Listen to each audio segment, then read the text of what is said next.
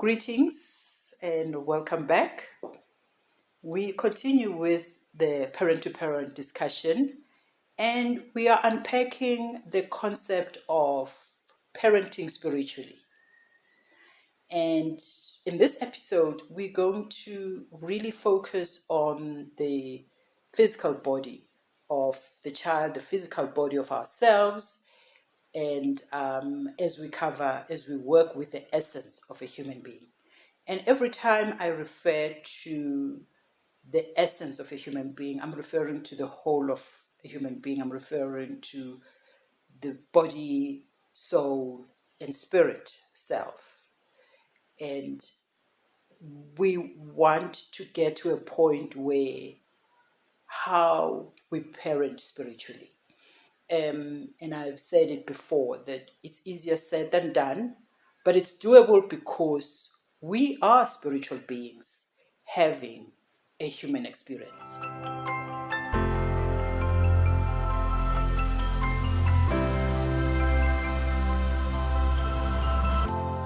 In the previous episodes, we do look at the fact that we know these things. We know that we are more than just the physical body. We know that our children are more than just the physical body. But when we look at the child and when we parent, we look at the physical structure. And yet when children are infants, there's a sense of tapping into that invisible self. We tap into the unknown. We trust that this child is going to crawl at some point. We trust that this child is going to walk at some point. How do we know that? I want to make an example of teething. As parents, we pay so much attention that we can see the signs that, oh, this child, this infant is going through the teething process. We see the signs, we understand that this is the stage where this is about to happen. And we anticipate this from a deep knowing. The physical teeth haven't shown up. The milk teeth aren't there yet, but we know how to parent this child until such happens, until the teething is complete. What is this knowing? Where is this knowing coming from? And you unconsciously know, parent, where this is coming from, and yet we let this knowing, we let this knowledge go when the child is older, where we can talk to the child and they can talk back. We let go of this other knowing of self. When the child has started walking, when the child is running around, when the child can respond to our conversation, when the child has gone to school, we let go of tapping into this knowing. In this process, we're going to invite ourselves to get back to that knowing, get back to using that knowing, get back to guide with that knowing. And it excites me to think that out of this, we could have even more discussions within this program and outside these programs, because if we get together with our friends and so on and begin to tap into these discussions that we are having here, more richness is going to come out of our discussions, because that wisdom lies dormant inside of us. And step by step, here, we're going to begin to tap into it. We parent the physical body, And I've made this example of the teething. When we look at the other transformational stages of a child, we know ourselves, we've moved through these stages. And we know that they were invisible to us, they were invisible to our parents, and these things are invisible to us as parents now, as children move through these stages. Yet we know these stages exist. So let's take the child that has gone to school. I can communicate with this child, they can communicate back with me. I can talk to them and give them instructions, and they can follow the instructions, and we think we are done. Yet, there are things happening inside of this child that we don't see. It is really up to us to pay that attention until the whole process of childhood is complete. And to do that is to bring ourselves back to these stages. We know that puberty is going to take place at some point in every child. And we get to look at and expect the signs only when we are paying attention. But for other parents, we find ourselves saying, oh my God, the child is now a teenager. The child is now in puberty.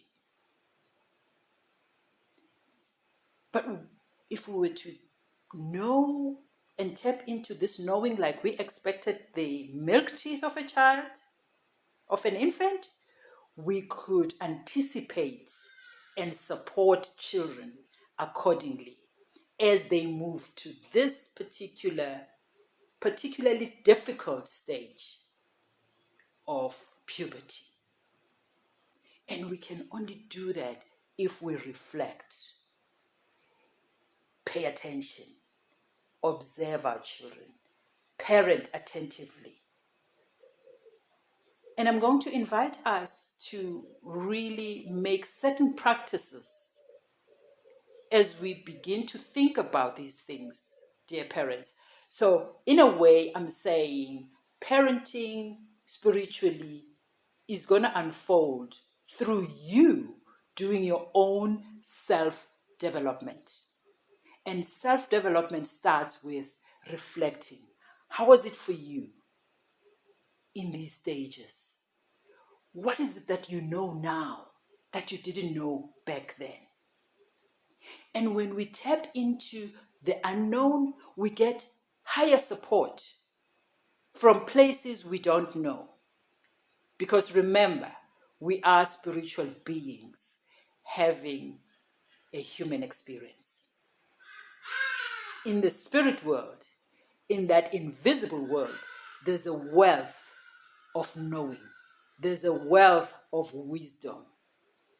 When we look at indigenous knowledge systems, we also know that, or we get reminded that there's so much that we know.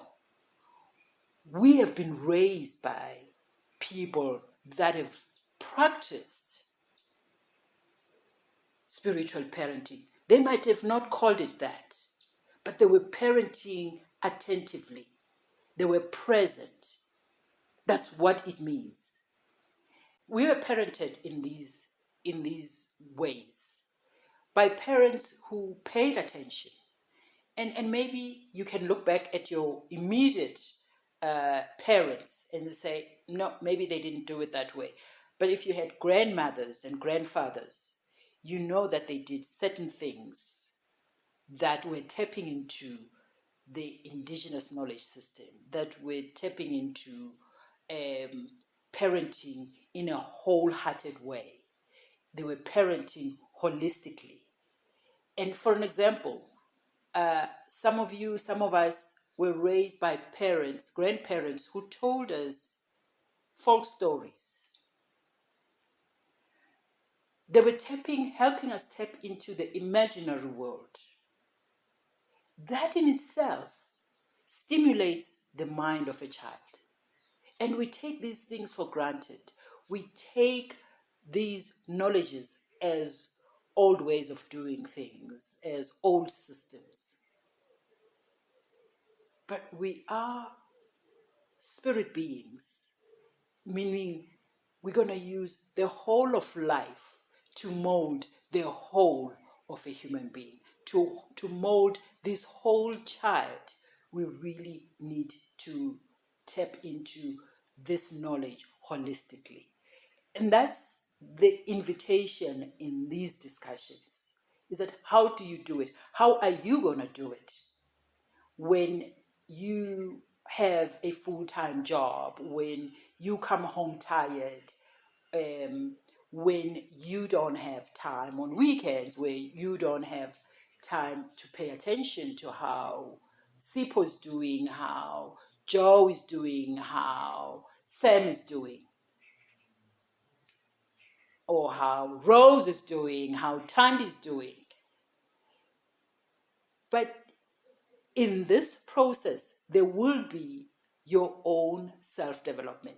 And when we do that, the other things happen automatically because they become a subconscious process of your being present.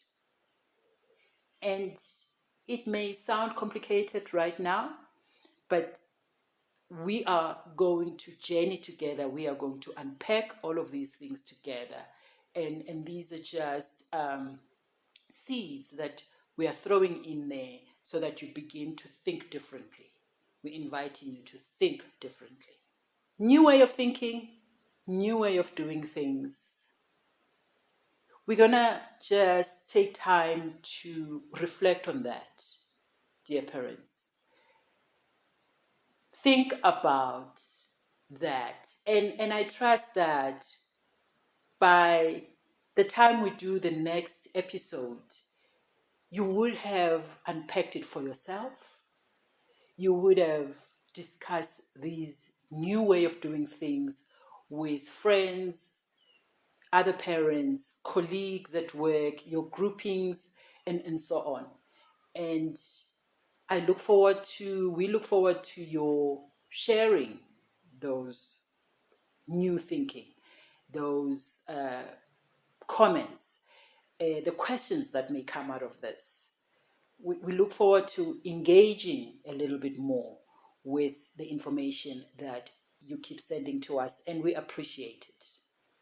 Do work with us in sending us those comments, those questions, and tapping into our Facebook page, and we continue to learn from each other. And do subscribe, and we appreciate your support all the time. See you soon. Thank you for watching. Please check the description box below for more information on the program and how to get hold of us. Don't forget to like, comment, and subscribe to get updates on our future uploads.